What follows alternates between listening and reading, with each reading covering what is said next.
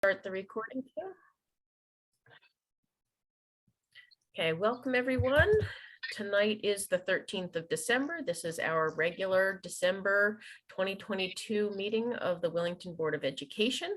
We'll call this meeting to order at 7:02 p.m. We start with the Pledge of Allegiance. If you would all join me.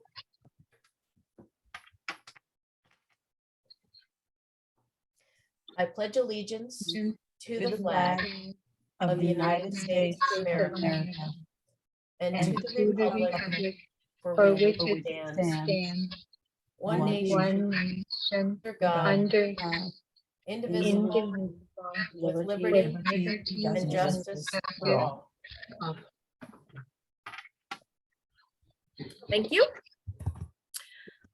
We start off our meetings of the Board of Education with time for the public to speak.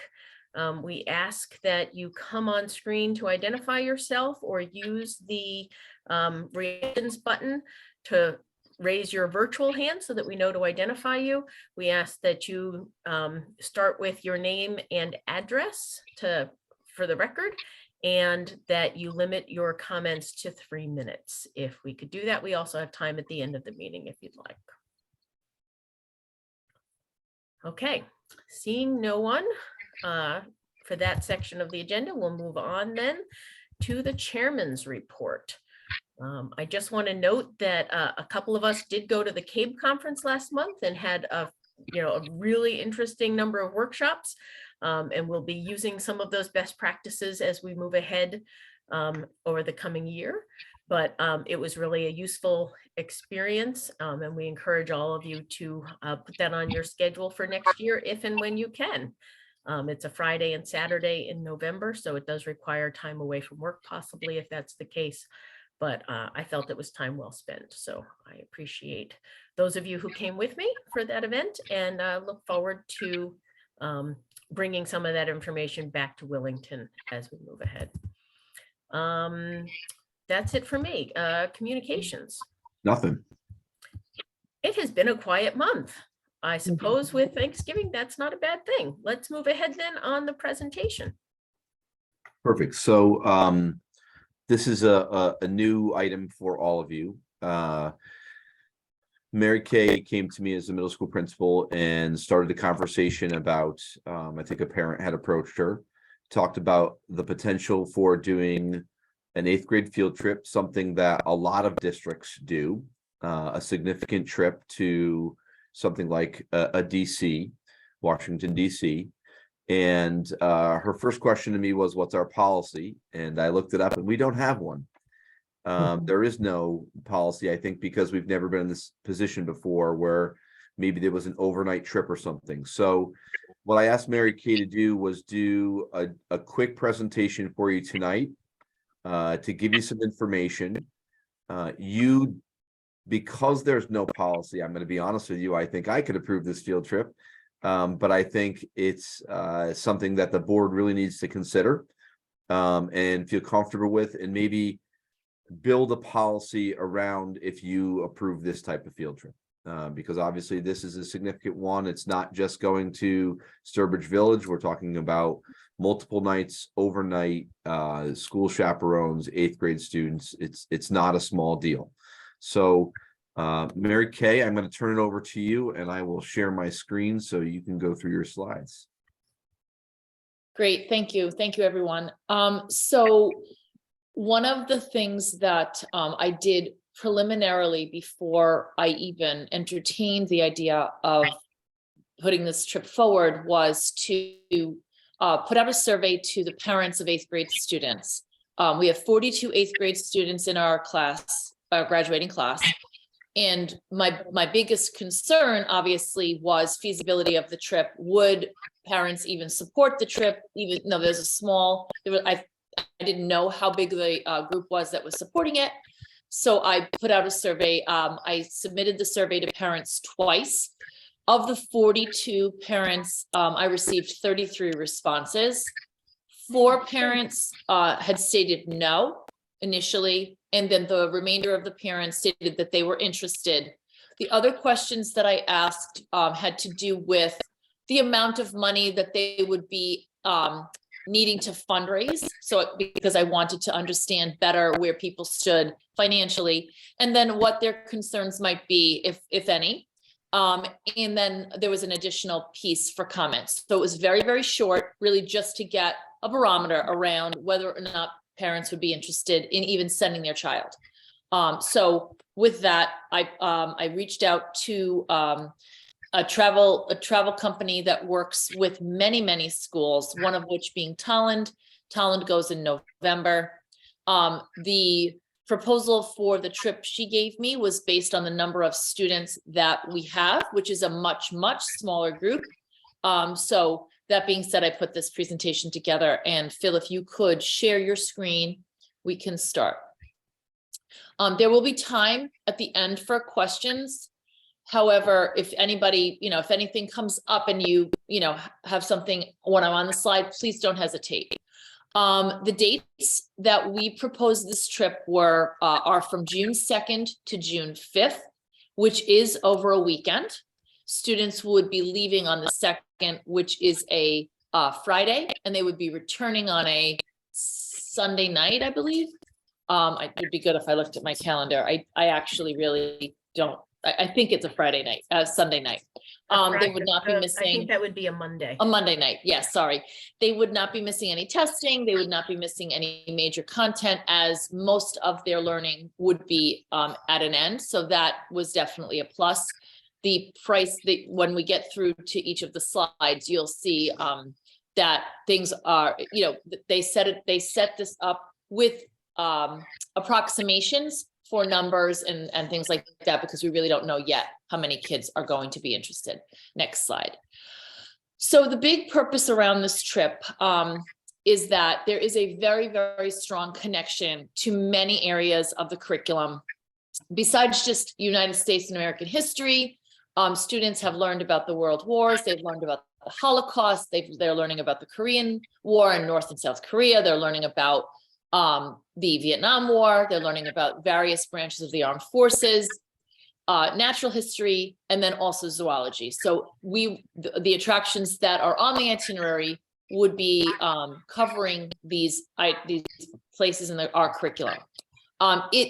One of the big things that we hear about Willington is that it's a very small town, and students do not really require some experience in the outside world. This particular group of students, as you see, was at the latter half of their 5th grade year when COVID hit, and they have not been on a single field trip since they were in the 5th grade. In addition, E.O. Smith used to run this trip in 10th grade, which is why why HMS never did. However, E.O. Smith is no longer running that trip. Therefore, it gives our kids the opportunity to have an experience and not have to either miss the experience or revisit the experience as a 10th grader. Hey, MK, do you know if Mansfield does this? I don't know. No. I can reach out. Just curious. But I know Tolland does, and I know there are other schools that do in the area, but I'm not really sure about Mansfield. Okay. Next slide. Okay. The things that are on this itinerary, and this is just really more, these are the definites, and there are other things that students will have an opportunity to see. The tour is guided by people from Destinations Unlimited, which is the company that I was consulting with. They would be able to visit the National Museum of Natural History. They would be going on a guided ghost and graveyard tour in the evening, on their first evening in Alexandria, Virginia. They would be visiting Arlington National Cemetery, and there is an opportunity, if we ask with 6 months of notice, for them to actually take place in the laying of the wreath on the tomb of the unknown soldier, which is an incredibly moving experience.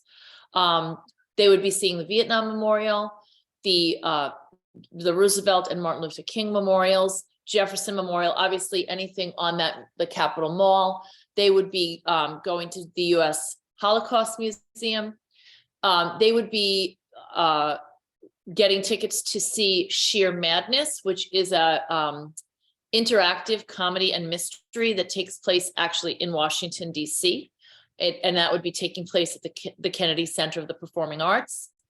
They would be able to visit the Pentagon Memorial, the Natural Museum of African American History and Culture, the National Museum of American History, the Smithsonian, the Korean Memorial, the Marine Memorial, and then on the way back, the National Zoo. So the basic logistics are that the trip is scheduled, if we book it, from June 2nd to the 5th. The travel is a coach bus, and given the size of our group, we would need one bus, which makes logistics that much simpler. We would depart Hall Memorial at 6:30 in the morning on June 2nd. We would return to Hall Memorial at 9:30 approximately on June 5th. This would be chaperoned by certified staff and also myself.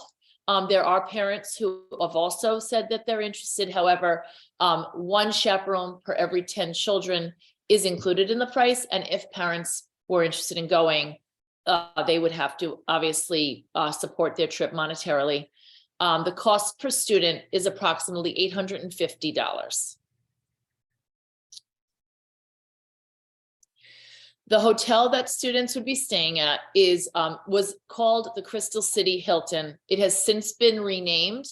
That entire area has been renamed for the National Landing. It is the Alexandria, Virginia. That's located about 10 to 15 minutes outside the city. And the reason why they like this hotel so much is that there's bus parking available on site, which makes travel to and from the various locations very simple for boarding and unloading the bus. The hotel itself is fully secure. There are no balconies or porches or outside entrances to get into rooms.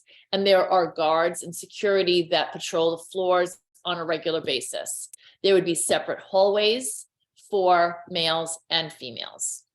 As I said, there's no balconies, and there would be 4 students per room. The bed availability are double beds or queen beds. There's a possibility for cots to be brought in, and also students are permitted to bring sleeping bags if they choose to not share a bed. So the food and meal arrangements are all included in the cost, except for the meal when you're getting on the bus. So the initial lunch and the initial snacks when students are first on their way is something that they would bring from home. Students who are on free and reduced lunch, we would provide those lunches for them because that's what we do for field trips.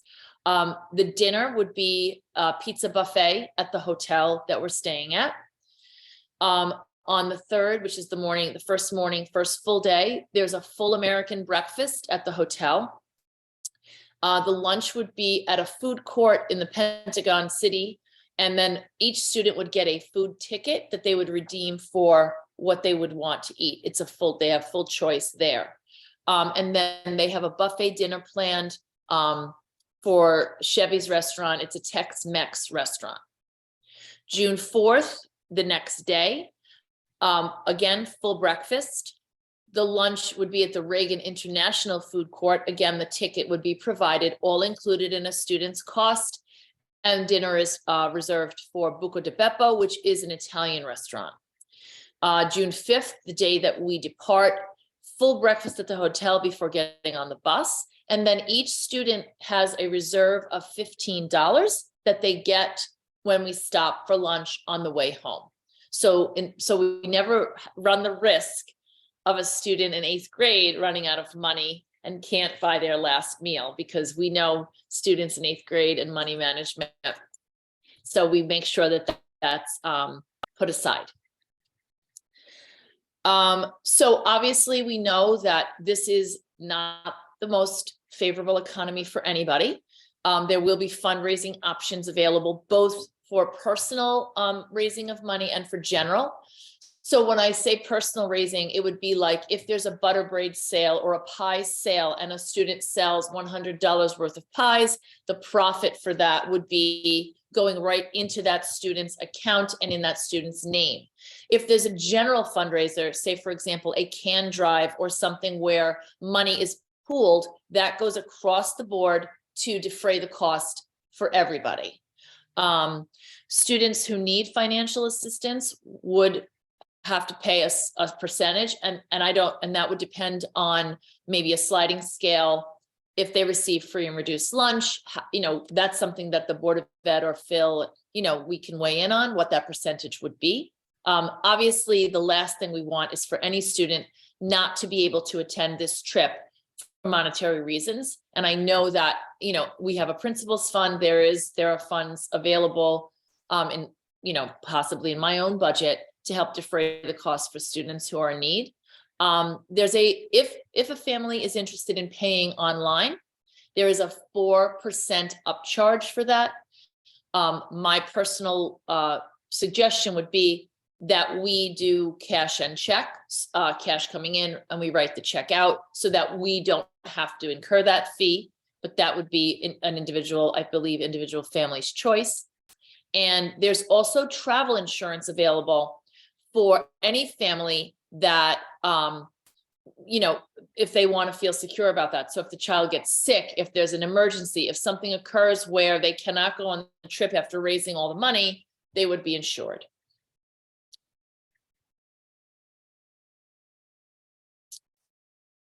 And I'm opening it up for questions. Thank you, Mary Kay. Anne, I see your hand, or were you just moving your hand? Okay. I have one question to get us started. You had said that this travel company was used by Tolland for their trip that's happening now or happened recently. Was that for their 8th graders? Yes. So the Tolland Middle School has gone on the Washington DC trip. I don't know what is wrong with me. This has been a day. For years and years and years, and they've used this same company, and it's there. It just runs like clockwork. It's very smooth. I used to work in Tolland prior to moving to administration, and many of my teacher friends and colleagues have gone. Many of my former students have gone. It is an amazing trip and run very, very well. So, and it sounds like the adult to child ratio that you're talking about, it would be yourself and 3 staff for the 4 adults for the roughly 40 kids. Yes. And then any parents who wanted to come along could, up to I'm guessing the size of the bus. Yes. To if they paid their own way. Yes, it is a little bit more expensive because parents and adults would be double occupancy, but they build in 1 chaperone per every 10 students in the cost. Right, so the staff wouldn't have to pay for you and the 3 staff people. Correct. Going. That's fair. But the parents would also be chaperones. They're not just going to watch their own. That's kid. correct. They would be, yes, they would have a group. They would be chaperones. Yes. And obviously, informational meetings, I mean, obviously prior to would have to occur. There would be a whole series of orientations, first aid, various things like that would have to be taken into consideration. So yeah. Okay. Other questions? Herb, I see your hands up if you want to come off mute. And then Brianna, you're up next. There we go, Herb. Oh. Mary, it sounds like a great idea. The trip to Washington, D.C. sounds very exciting. There's a lot of history down there, and having 8th graders exposed to the history and the landmarks and all the great places. It's a beautiful spot. And as you say, it's educational, and the cost is dollars, and that's fairly reasonable. It's probably right in the ballpark as far as trips to Washington, D.C. are concerned.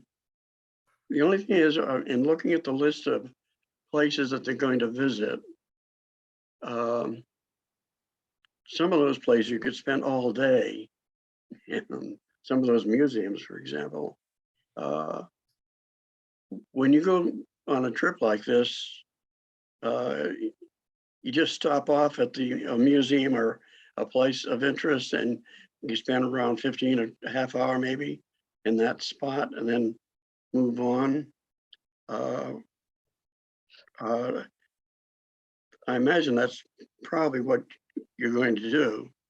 Well, I think I think it depends on the students in your group. For example, when one of my really good friends went, she had a group of students who were absolutely, mystified by the Holocaust. And that obviously is something that a lot of middle school students are just, they're just incredibly interested in it.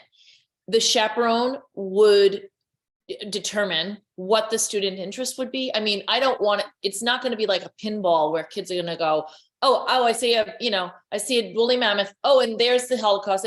I don't want it to be like that. It should be something where students spend some time where there's reflection, where there's learning. There might be an hour, 2 hours set aside for each visit. And then perhaps the chaperone could tailor what their students want. Because it's all very central. And usually what happens is the chaperones go off with their groups, and then they have a specific time where they meet back up to go on to the next location. So for example, within the Natural History Museum, you might have the 4 groups move around the museum. They would still all be in the museum together. So you're not saying 4 separate sites. One's going to the museum, one's going to the Right. memorial. Yes. And some of the visits might be shorter or combined. Some of the memorials are near one another, and you could see multiple memorials, in an hour of walking. And Right. other ones might, like a museum, require more in-depth time. And the night before, prior to going to these sites, the chaperones kind of get a barometer of, okay, kids, what are your goals for today? Like, what is it that you want to see? What are some things that are must-haves? What are some things that are lower on your priority? And they kind of try to tailor the day. So the things that I listed are all obviously possibilities. And then the students and the adults can make that decision based on, it could be weather. I mean, if it's an outdoor thing, maybe you want to go inside that day, and if it's, 98 degrees, maybe you want to spend some time in a museum instead of being outside on the National Mall. So things like that. Fair enough. Brianna, I'm sorry, Herb, you weren't finished yet. Go I ahead. haven't finished yet. I'm sorry, Herb. There were quite a few chaperones going on the trip with you, so you'll have some assistance there. You have 40 students. You have a lot of. You'll have to have at least one chaperone for every 4 or 5. Are you also bringing a nurse along in case of an emergency? No, we are, well, I don't know if any of the parents are a nurse. Our school nurse, we didn't talk to her, about going.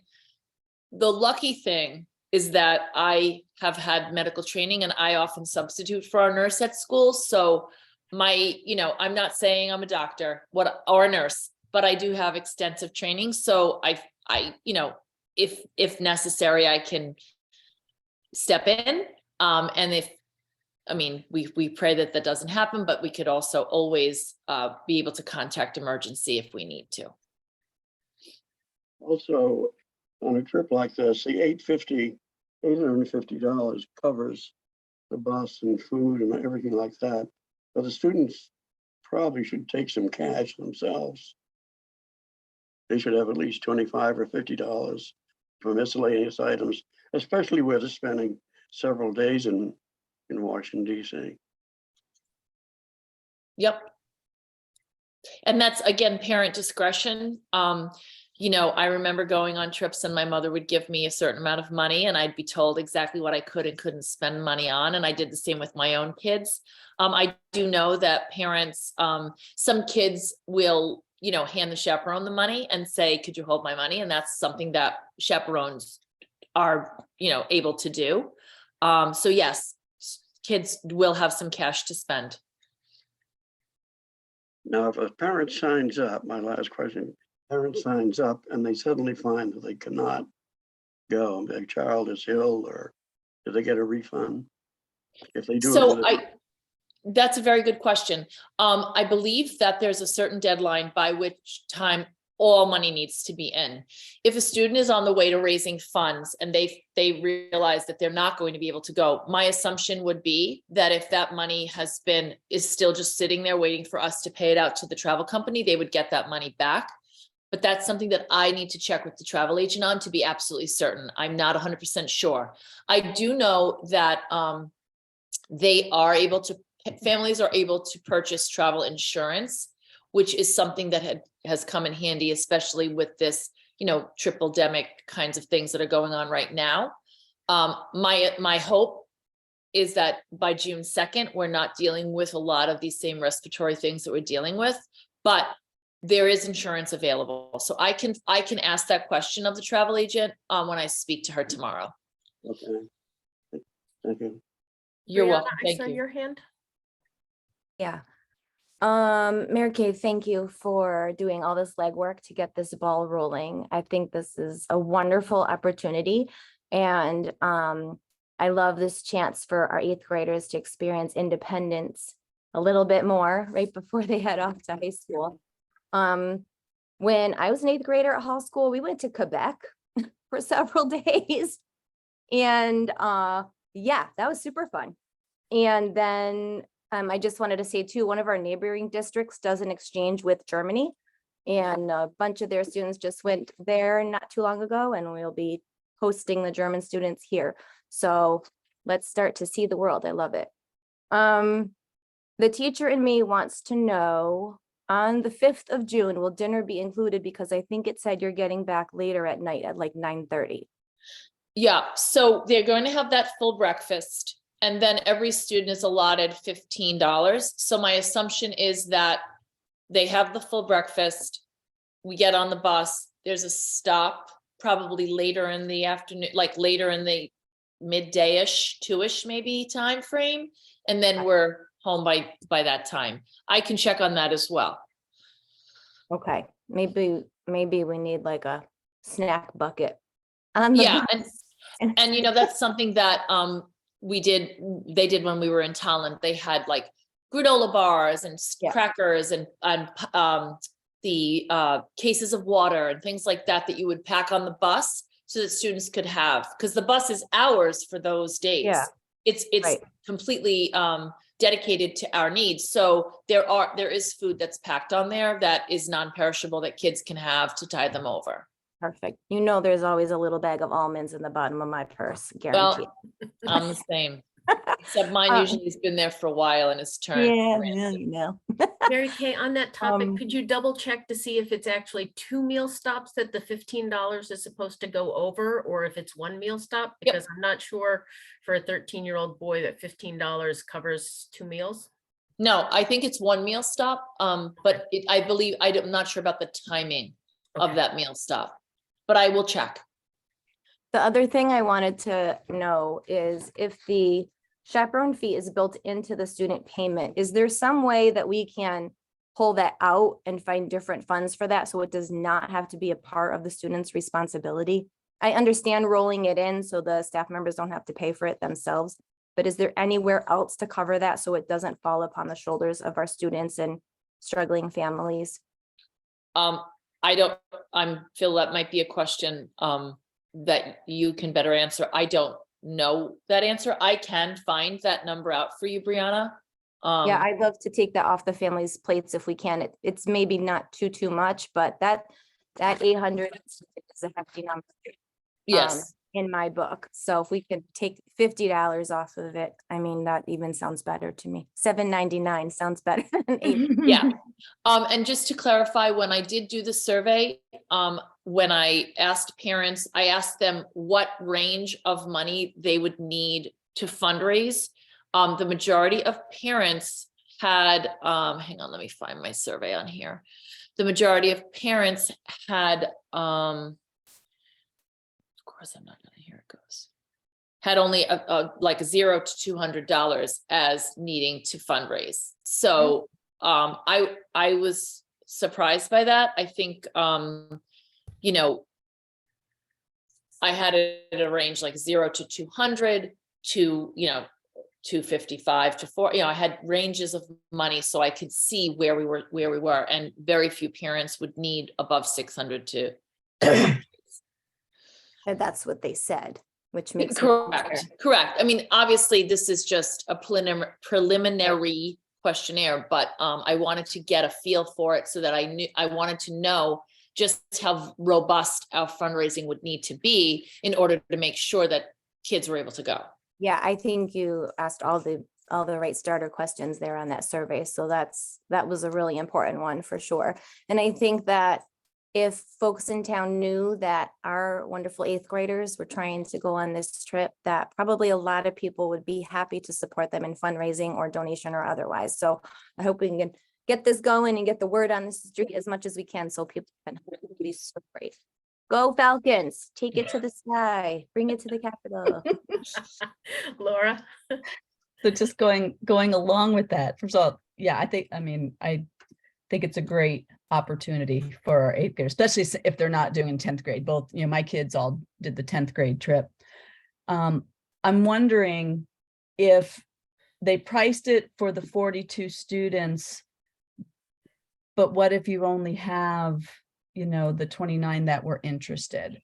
Yep, good question. When I gave her the number, I told her what the total number of students was. And I asked her to price it for like 34, because I figured like there would be a attrition rate of kids either not wanting to go, or parents not comfortable with them going, or just affordability.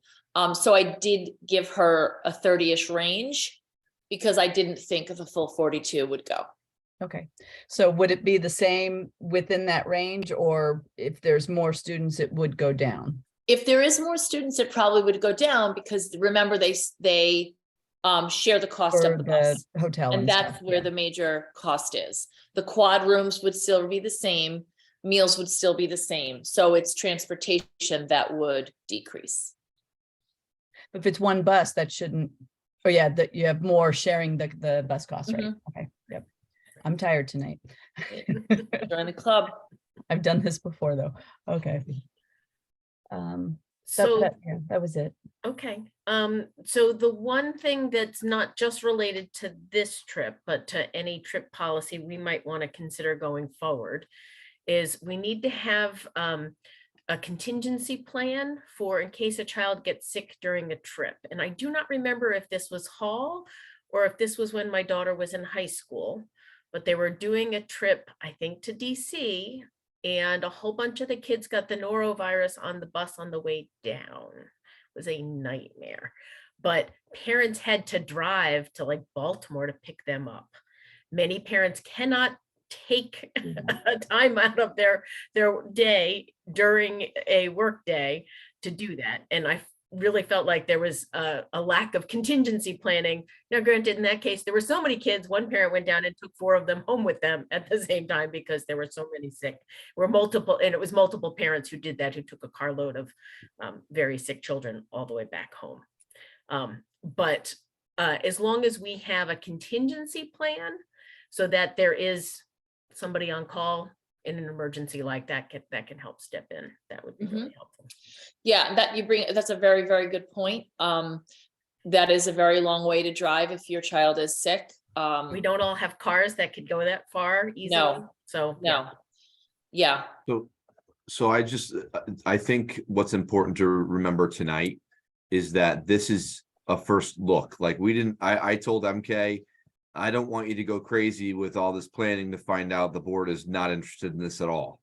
So I think there's a lot of details. I still have questions too. Nursing was one of my questions as well, Herb, if there was need to be a nurse. So I think if you're in a space where you're like, hey, keep going, MK, we can get more details. We can figure out the specifics of, pricing based upon the number of students. We can look at what Brianna just said, but taking out the cost of the staff. You could look at non-lapsing funds for that if that was something that you wanted to do. I think that for tonight, some of those, I wanted her to give that broad stroke. Here's the information. What are your thoughts? And it sounds like you're interested. I would like her to be able to go back out and get more information. And maybe what you want to do is maybe when we do some of the parent meetings and get more details, that there's a board rep. Maybe it's the policy committee listening to some of those details so that we know what those contingency plans are. We know about really all the specifics. Because I said, I want to know every detail. Like I want to know where kids are at 8 o'clock at night. I want to know, all of those details I want to know. So I just my 2 cents about where you're at with your conversation and kind of next steps for her.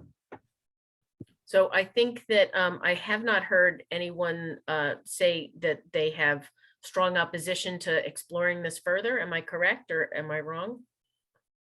Okay, so correct that we're going to explore it further and bring it back for final approval at a future meeting once we have additional details. Brianna? What's the time frame like, Mary Kay? Right, you want Yeah. to make sure there's enough time for fundraising, because the Right. later it takes for us to approve it, the longer it will take to fundraise. We can't do all of that at once. Granted, January is not a hot fundraising month, I'm just saying. I will get in touch with Julie from Destinations Unlimited. She is holding these dates for us. She can give me like the do or die date. And I can get back to you with that, but she knew I was meeting with you guys tonight. And I had shared with her, basically what, moving forward, I needed a timeline from her. So, I will be speaking with her tomorrow and I will get that information. I know that there probably is a deposit that has to be put down, those types of things have to occur. So Are we okay with that, Mary Kay, doing that without doing a full approval? Again, you're creating something because you don't have a policy around it, which means it becomes kind of my level policy. I like a handbook. So, but I think you're weighing in on this is really important, and your comfort level is really important. If where you are tonight isn't, you have a level of comfort and knowing that there's a lot more details coming, can she do that work now and hold the spot? Because I'm sure 6 months out, they want to know, they want to lock in that spot. I'd be concerned about giving a non-refundable deposit of any size before we've voted on it for approval, or before Phil has given his approval. So just in terms of if it's a 50% deposit, or we're talking more than, $100 or something, I think we need to really consider what that is. So Do you know what that amount is, Mary Kay? no, because, I'm sure that there's contracts and some sort of paperwork, but she hasn't sent any of that to me yet because I told her we were in a preliminary phase. And I Okay. didn't want to make a promise that I couldn't keep or state something that wasn't truth. So I told her that I'd be presenting this evening and that I would be getting back to her with the direction. Okay, so I think if the timeline is tight and they're ready to move, I will communicate via email with the board. If she can get this information tomorrow, I'll get you an email tomorrow that basically says, here's the update. Obviously, there's more details that would need to be done. Agreed with you, Michelle, 100%. I don't want to I'm not looking to put down $17,000 here. That's not the point, right? But let's figure out what it takes, and I can get that information back to you, and then you can just give me the nod. okay. The other question might be, is there anything that would need to happen before our January meeting? And then, maybe we could approve it at the January meeting, knowing that, everything would happen after that date, the committal pieces, because I think it's a wonderful idea. Okay. Okay. Thank you, Mary Kay. Thank you Appreciate very much on for this. listening and for your support. Okay, next is the superintendent report. Thanks, MK. You can leave. You don't have to stay. Don't feel like you're obligated. Have a good night. You've already had a long day. We appreciate Yeah. that. So I'll be brief with my update. I just want to share a few things. I just give you some general update on the school based health center. We have currently 16 students accessing the school-based health center at Hall School, and 12 students at center. I will tell you there's the numbers continue to rise. There are referrals. We're kind of they had someone in another district that went out on maternity. So we're kind of sharing with another district right now with our social worker, but it's going very well. And the numbers show that, and the support from the parents shows. So that's good.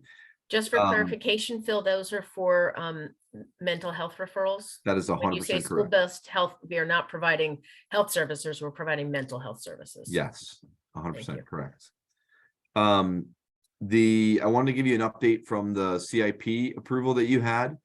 After your approval, I had talked to our Director of Public Works, and had him come back out and look at the ramp at Hall School, which is in year one. And I told him what the price was for that cost of that ramp, and he, fell to his knees like I did. He and his crew and Steve Foligno, the director of maintenance over at Hall, rented some equipment. They were able to cut out some significant sections of that ramp that were taking water and making situations worse. And they stabilized it and put new concrete in. It is 1,000 times better than it was. It is a patch, but I will tell you, it is going to buy us time. I'm going to take a picture of it. I will share it with you. I'm also going to share it with the CIP committee, because that may make their mind up to say, hey, maybe now you have bought yourself some time. Maybe let's wait to see what happens with the school building project, because the fix so far is that good. They did cut out some, they had a concrete saw, they cut some stuff out. It's good. So that's good news. And again, thanks to that crew for doing that. I bought them pizza for lunch because they did a great job on it, and they did it within the time frame before it froze. If anybody was at the tree lighting on Friday night, I was papering school building committee flyers everywhere, but I will tell you, our new choral director, Spencer Sonnenberg, knocked it out of the park with his kids. The kids were great. They sang carols both in the outside and inside. And then the concerts are tomorrow night from 6:30 for grades 5 and 6, and then the next night 7th and 8th for the music concerts. The music crew is just really doing well right now with collaboration, so I'm excited about that. I had a question for you. You all should have gotten an email. It came from Tammy Nuccio, who's your state rep, and she sent an email, and it was on behalf of her, and I think his name is Jeff Gordon, asking if there's anybody on the board that is interested pre-session in sitting down and sharing concerns about what's coming up. If you're interested in that, I believe you all get the email. If you let me know, I will try and coordinate that for you. If you're not interested, then so be it. So please just let me know that. You had 2 questions that came out of the data presentation. I wanted to share one. Ironically, the state's accountability index came out on Friday after we did our presentation. So it wasn't coming out. I emailed that to you today. What data? We calculated ourselves for the most part anyways, but you now have the data from the state, so you can see that. I emailed that to you today. And then we did get a portion of the iReady answer. And the question is the end of the year expectations. And basically what it is, it's grade level expectations for where they are at that point of the year. And iReady did say typically they see that dip coming back from at the start of the year, just simply because of the lack of academics during that time. There's a part 2 to that we're still waiting for an answer on. I will share that once I get that information. And then that was my general update. And then staffing, we have a new payroll coordinator. As you know, Amanda Pilati came to us as the school secretary. And so Stacy Hinckley was hired. She's got experience there. She's doing great. So welcome to her. And then we kind of got a surprise resignation from a 6th grade teacher, Zach Thomas. He is going to be working in his hometown, a significantly closer drive. Although it's a question I ask when I hire people, I get it. So he's leaving right after this holiday. So he's got a couple weeks left. We had an internal applicant, Michelle Shine, applied. So she is going to be taking that 6th grade math position. She will transition after we hire someone from the elementary. She's at center school. She's a 4th grade teacher. So they have had 2 model lessons already for applicants to replace Michelle. And I believe I have a name that was recommended to me today that I will be interviewing. So for having an opening at this time of year and involving math, let me tell you, it's going quite well, because I was nervous about that when I got that resignation. So that's the staffing update that I have at this point in time. Are there any questions on the superintendent report? Okay, seeing none, then we will move right along to next is the financial report. And this should be a quick one. For the most part, there's a lot of things that are relatively consistent from last month. The two programs I wanted to highlight were 3 and 9. 3 is special education. We encumbered funds for school choice, which turns out to be quite a bit of money. I think we spent about $75,000 out of this line. We encumbered money for a paraprofessional and some of that out, the transportation that's specific to special education that's outside of your transportation contract. So some of that money came out of there. And then program 9, we actually encumbered funds for school choice as well there. So some students that are in school choice receive special education services, some do not. And system-wide support is where it comes out of when they do not. So everywhere else, minimal change, things are looking okay. You know, just we just keep going. So the budget at this point in time is in good shape. Okay, any questions on the financial report for this month? Okay, seeing no hands, then we will jump to next on the agenda is the presentation regarding the school building committee. Yeah, I'm going to move through this quickly. This is the abbreviated version. I thought it was important. The board has, some of you have seen this maybe 5 times now, and some of you have seen it more than that, and some of you might not have seen this. I'm not sure. So I just wanted to breeze through. Some of this work is from prior work that you have done. So I'm not going to spend a ton of times on pictures and things like that. I just want to give you an update kind of where the committee is at, and I'll do that throughout the presentation. So again, a consolidated pre-K through 8th grade school, one building, you know, the project, blending the 2 schools together to address all of the issues, whatever the deficiencies are in both buildings, and to provide a 21st century school. You know, the current buildings, the ages of them, the size of them, the number of students. These were the existing conditions that we put into our slideshow for the community. These are not surprises to you, I think, because they're all in your CIP plan, right? Things that we've been talking about. You know, you hear me talk about how the distance from 32, about the plumbing, about the brick exterior, about the roofs, all of that stuff is on here, and ventilation, it's all on here. And this is all the full presentations online too, if you want to go through this on your own. I went through a bunch of photos to show people like, hey, what are we talking about? When we did the presentations, it was perfect when I took this picture with a big old truck driving by, just to show how close it was to 32. Gives you a sense. Same thing. So I did the same thing for hall and for center.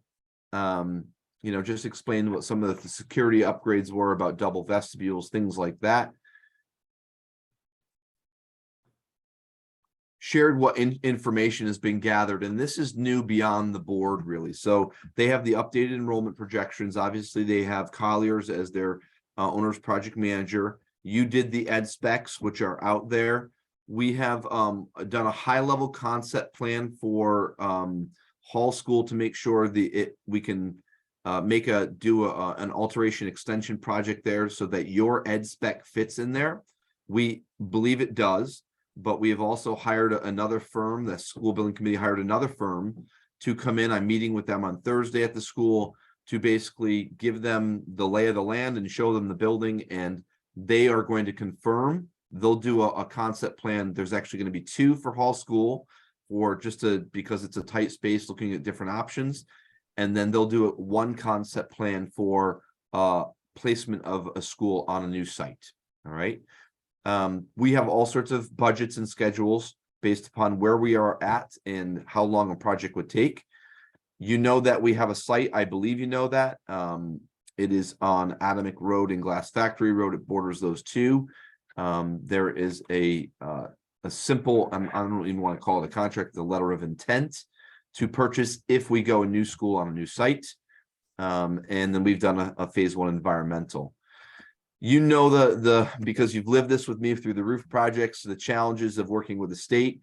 They no longer weigh in on what project they like. This is very different than what you heard. They now are following statute to the law. And so they are just saying, tell us what project you want to do, and then we'll tell you what your reimbursement rate is going to look like. The challenge of that is you cannot apply for a waiver because we're over our space standard. until you apply for your grant. So that's something new that we've learned. It's a challenge. Pretty much everything else on here is pretty straightforward, things that you've experienced. You know all about the ed spec development, and I'm going to fly through these because you were the one that wrote these. So here are the two main options that they're between a new school on a new site, and option 1 and 1A. A is basically auditorium, right? So you know that's on Glass Factory Road. The second one, it says renovate. I really should change that to alteration extension.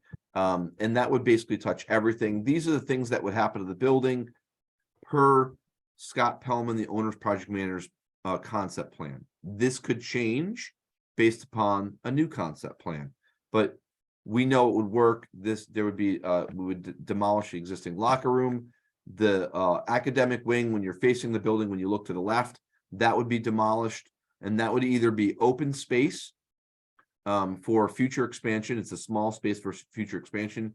If you built the auditorium, that's where we proposed it would go. And so there would be a new addition in the back where the septic field is. It's kind of the open space where you would put a puzzle piece right now, where you walk into the gym. So new building, new site, or alteration extension at Hall School. I think if you live in Willington, you probably know where Glass Factory Road is. We put out, there's flyers coming out everywhere. They're on Facebook. They're at meetings. I'll be handing them out tomorrow night at the concerts. And we are also in the final steps of doing a whole town mailer with lots of information to try and get people out and get them to weigh in on which option they like better, because only one option goes to referendum, and the school building committee will be deciding on February 1st which of the options it's going to be that goes to referendum, and they want to hear from the public to identify that option. So again, here are the pros and cons, advantages and disadvantages of the project. I think we knew this when you did this work a while back, is that a renovation project takes longer than a new school because it's a renovation project is occupied. So that's really one of the big differences here. If you have new construction, you don't have that 4-year impact to students and staff. That's probably the biggest one, and there's room for expansion. The difference really between the two projects when you go to the alteration extension project is the timing. It's a longer construction period of 1.5 years minimum. It's a minimum of 2 years if you add the auditorium. So that's really the difference that's on here as well. So you can see that. This is the example of what it would look like. So you can see this is where it says future expansion. That's where the current wing is. That would be chopped off. That would be demolished. And the additions in the back. Again, this is per this concept plan. We will see some other concept plans soon in the month of January. So again, I'm not going to talk through 2A. The reason it takes longer with the alteration extension project is because it's in phases. So when you start, first thing you do is you level the field, you add a new septic tank, you'd add a bus lane, and then you'd add the addition in the back here. Then when you add the addition, you'd move the students into the addition, and you would do the alteration extension of the rest of the building over here. And then you would demolish the last wing, that front wing.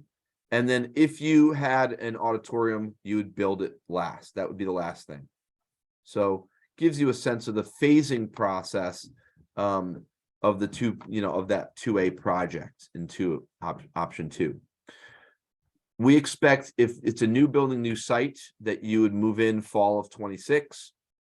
If it's an alteration extension of Hall School, you would move in 27, and the auditorium would be done in 28.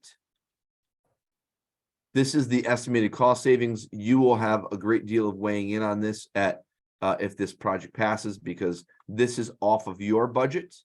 And a lot of these are just calculated based upon duplicate staff going to one building, and also recommendations from our owner's project manager about, even though you would have full AC if you did one of these projects, you're still going to see energy savings. So that's the number there so far as we anticipate. It could be more, it could be a little bit less. That's entirely up to you and what you put in your operating budget, but this is a ballpark. This slide is probably a really important message for people, even though it's called a cost avoidance summary. It's cost avoidance if you do a project. If you do an alteration extension at Hall, or you build a new building, you avoid all of the things in the Fryer report, all of the things that are in CIP. They don't happen unless they're safety things. So there's almost $19 million worth of projects right now that need to be done if we don't do any project. If we don't do a new building on a new site or an alteration extension, I've said publicly over and over and over, you're going to see a very long capital improvement list from the Board of Education, and it's going to be in the millions. You know, you can't function with one electrical outlet in the front of the room and one in the back of the room. That's not how you're educating kids now. We got to get them out of, you know, classrooms with no windows, things like that. So $19 million. And then this is the last slide. This is where we're at right now.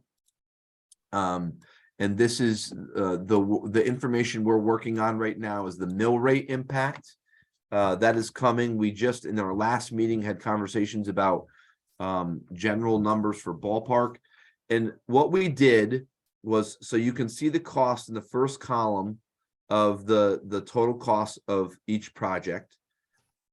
And then what we said was we want to share real numbers with people, and even though there's their estimates, the reality is we have to give them our reimbursement rate if we don't get a waiver, and what the cost to the town would be if we do not get a waiver. Now, I'll tell you that the state has already said to us, we believe you're right and your square footage it's as your number, but they can't guarantee that we're going to get the waiver. So this would be the estimated cost to the town if we don't get a waiver. And you can see the reimbursement rate goes down from 53.21 for new and 63.21 for a full renovation. They drop, you know, 10, 20%. Okay. If we get the waiver, you can see the percentages over here and the estimated cost to the town.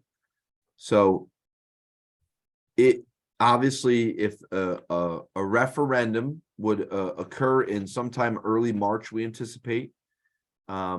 And if we have a successful referendum for one of these projects, we would be applying to the state for a reimbursement grant that has to go in by June 30th of this year. It would take a lot of work to do it, but that's what we would do. And once you submit your grant, you can then ask for the waiver. So we won't know that until after our grant application goes in. So I flew through that intentionally just to try and give you some background of where we're at in our timeframes. It's still kind of the Phil Stevens and crew traveling roadshow, whoever shows up from the school building committee. The next meeting with a presentation is this Saturday at the public library. It's at 11 a.m. and it will be downstairs in the big room. That'll be basically the same presentation I'll give that I just did in 10 minutes for you. Will probably take about 40 minutes to give the information, and then it's Q&A from there. Just trying to answer questions and get factual information out to people and remind people that the school building committee has to focus on their project, which is a consolidated pre-K through 8 building. They can't look at other options that don't meet that because that's not in their charge.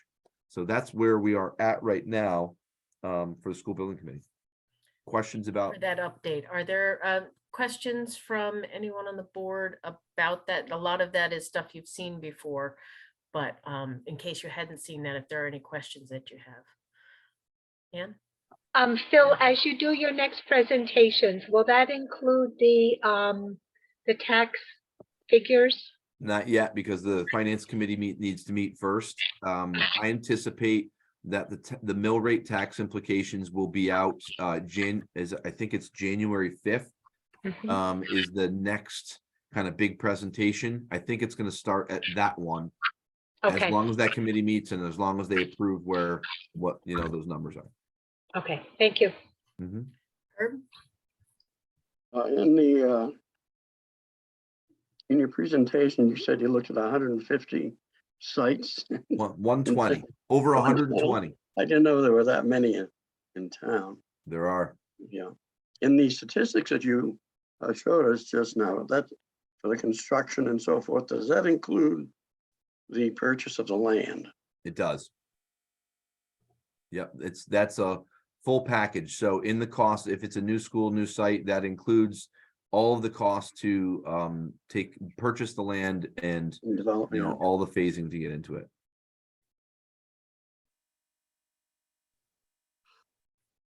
Additional questions? Okay. I would encourage any of you to continue to have conversations with members of the public, to encourage them to participate and go to these workshops. There's still more information coming, and certainly we're waiting for that finance committee information, because there's information that all of us would need to consider too.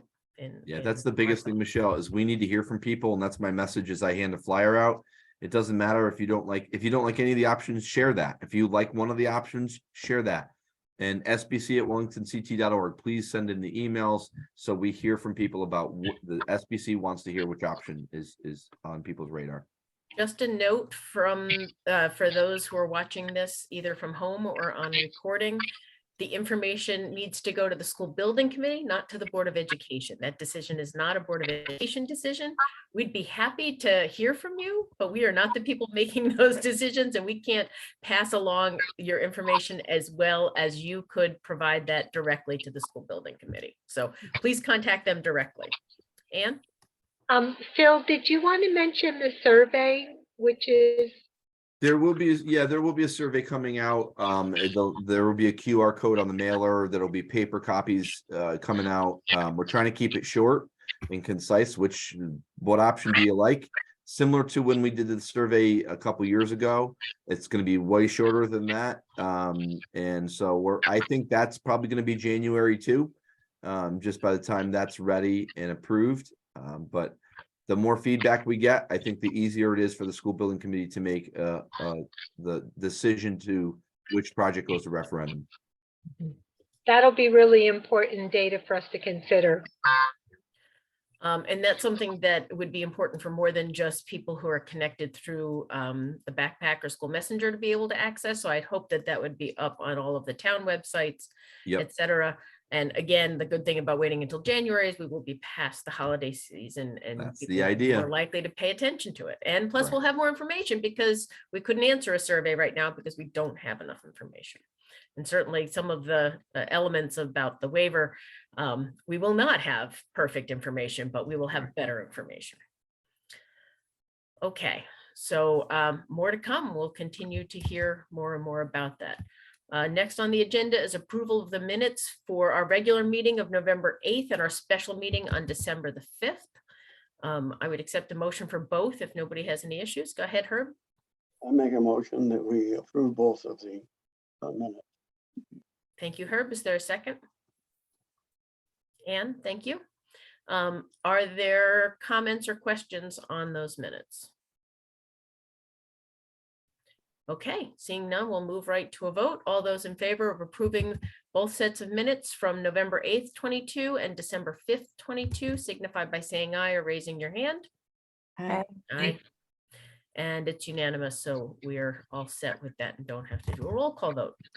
Moving right along, under old business, we have a plumbing status. So I'm going to share my screen if I can first.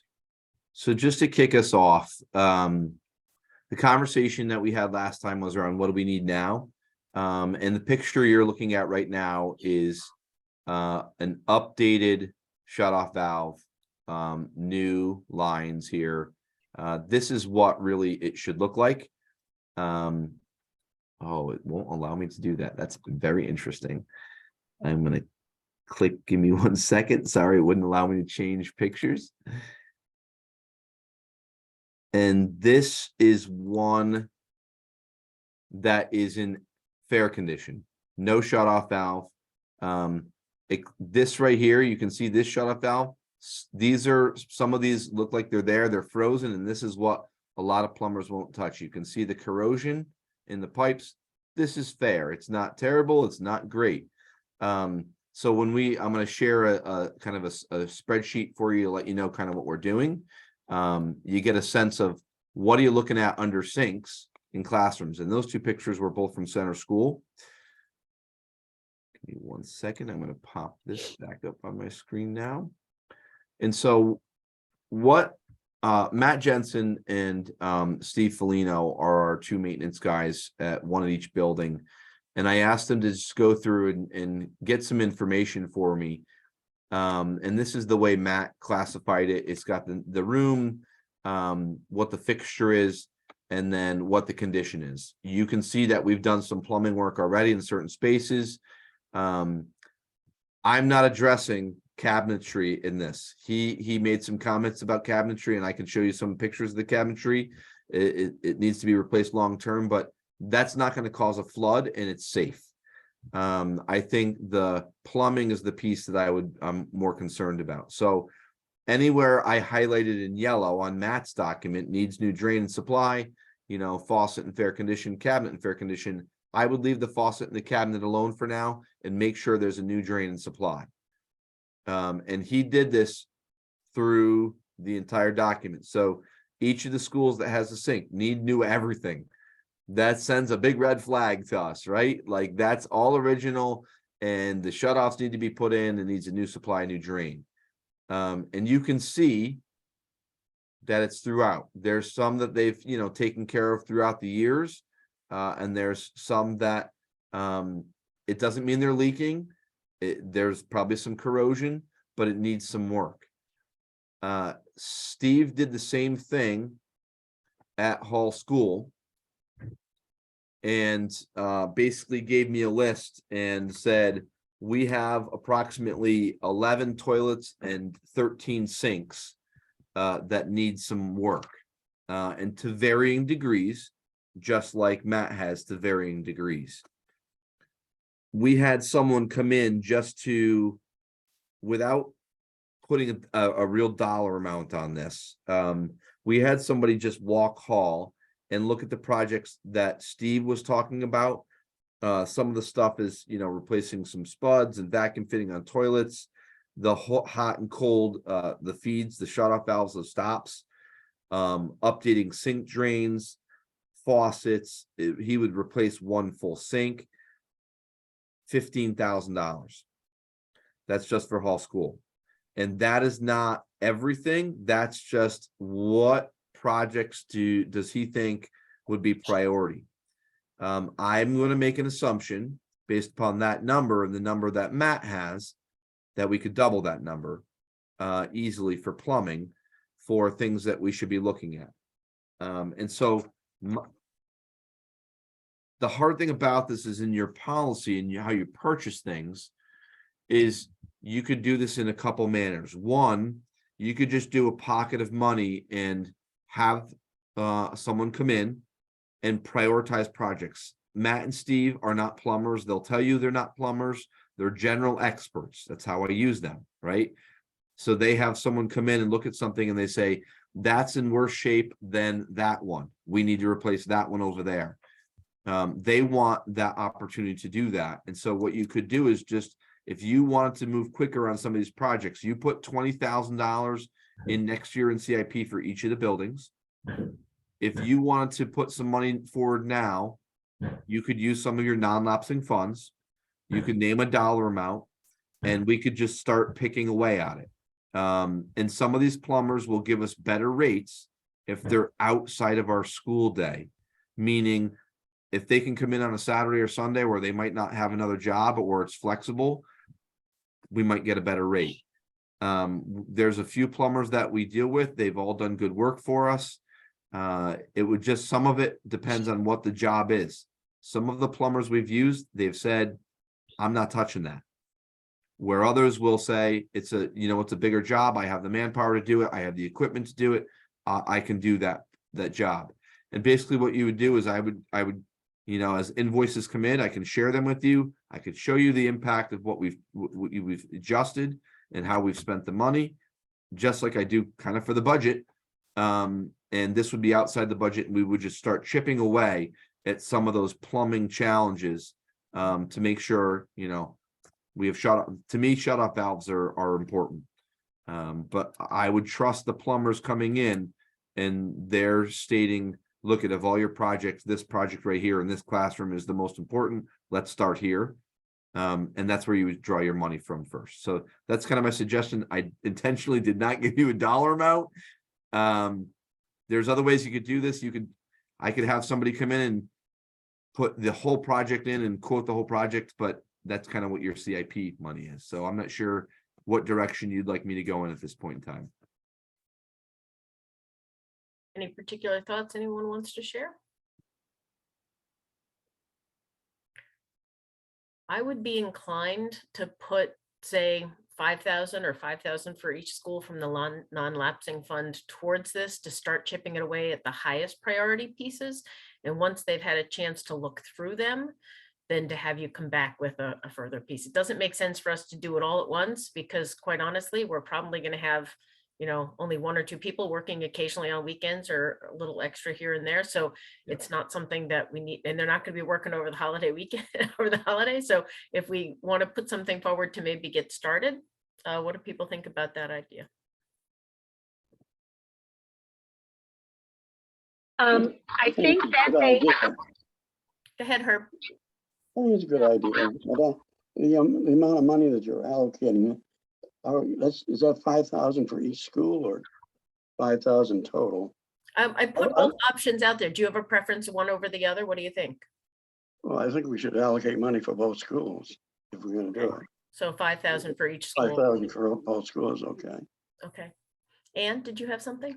yes, I think once they have a chance to the plumbers have a chance to get in there and see what needs to be done, they can probably give us some pretty good estimates of what it will really cost to do everything we need to do. And then we can talk a little bit at that point about where we might get the funds for that. So I think it's a good idea to start small and then maybe try to get an estimate out of it once they've had a chance to look at the situation carefully. Okay, so I'll start with a motion. I move that we assign $10,000 out of the non-lapsing fund, divided evenly between the 2 schools, to begin to address the plumbing issues related to the sinks. I'll second the motion. Thank you, Herb. Additional questions, discussion? What else? Anyone else who hasn't said anything yet? Plumbing is not the most riveting. No. One of the things I'll tell you is important, very important, but not riveting or controversial, right? We all know we got to do it. They'll prioritize based upon running water too, just so you know. When I say running water, not like out of your sink, like where if something breaks, where is it going to run? So if it's upstairs, and it's going to drain down. We have classrooms with ramps. Like if it goes down that ramp, you're adding more. Right. I think we can trust the experts since none of us on the board are plumbers. So. Go ahead. Yeah, I mean, I think we should start small too, because I'm sure we've all had the experience with plumbing that what seems like could be something that would take 15 minutes to fix turns into a 3-day affair and a lot more money than you expect. So hopefully that doesn't happen, but I have a feeling there may be some things where hidden costs that are going to come up as they go along. Okay, well, let's keep this on the old business. We'll vote on this for tonight, but we will continue to revisit it. That sound fair? Brianna? Could you just repeat the motion? The please? motion was to assign $10,000 out of the non-lapsing fund to address the plumbing issues in the sinks in both schools, divided evenly between the 2 schools. Okay, just want to check something. Thank you. Okay, seeing no further discussion, all those in favor of the motion to address $10,000 for plumbing issues signify by saying aye. Aye. Okay, and that was unanimous, so we're good to go. Thank you. You're welcome. That is it for our regular board agenda. We have left present to speak in board comments. So if there's anyone on the call tonight who would like to share your thoughts with us, we ask that you come on the screen on video or use the reactions button to let us know that you'd like to speak. Give us your name and address for the record and limit your comments to 3 minutes, please, going forward.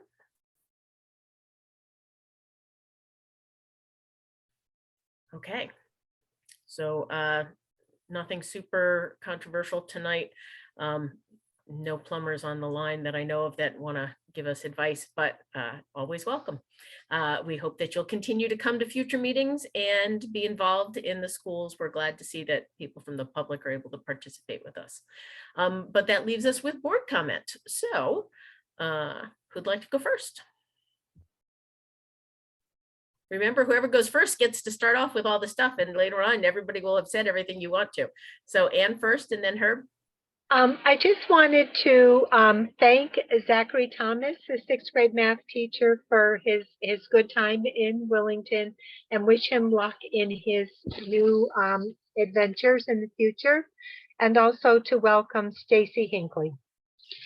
Thank you, Anne. Herb, I saw your hand up too.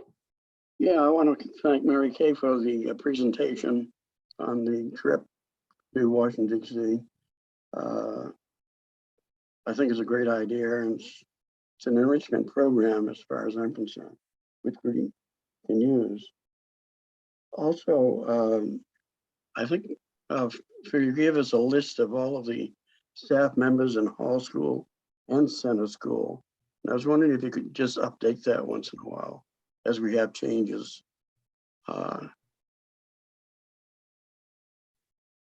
And also, Phil, if I was wondering when the board would have an opportunity to visit the science curriculum.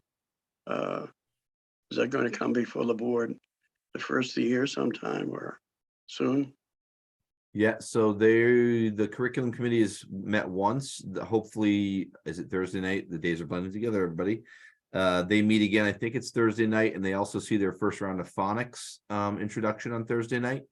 And I think that you will be having a recommendation for them to have a first go around for you at your January meeting, if I remember correctly. So it's coming soon. Okay, thank you. Okay. Thanks. Board comments? Laura, then Tracy. Oh, whichever.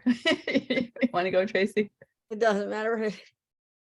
Okay, go ahead, Tracy. All right, yeah, I just wanted to thank Mary Kay for her presentation. I have fond memories of my 8th grade trip to Washington and other trips as a chaperone teacher. So I think this is a great opportunity for our students. And I hope we'll be approving it in the future after some more questions are answered. Thank you to Matt Jensen and Steve Foligno and all those involved in trying to take care of the ramp at Hall, as well as this whole plumbing investigation to determine what's needed. Yeah, and I wish everybody a good rest of the year and holiday season. Thank you. Thanks, Tracy. Laura. I'm at to the point where I can say just ditto. There you go. Brianna. Oh, I'm sorry, Laura, did you have anything else? Oh, I did want to wish everybody a wonderful holiday season. Thanks, fair enough. With the ditto.